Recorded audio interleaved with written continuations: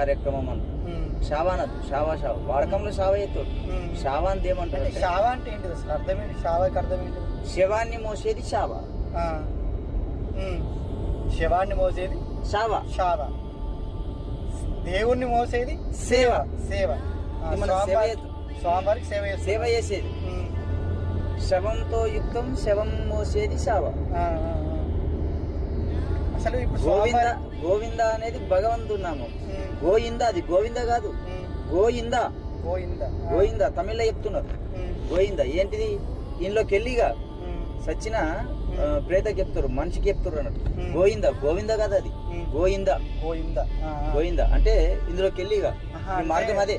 ఇప్పుడు శవాన్ని ఎత్తేప్పుడే కానీ దించేప్పుడే అని గోవింద అని ఎందుకంటామంటే ఇది అర్థం. అసలు గోవింద కాదు, గోవింద కాదు. గోవింద అనేది విష్ణు నామస్మరణం. పలకచ్చు, తప్పలేదు. కానీ యాక్చువల్ గా గోయింద.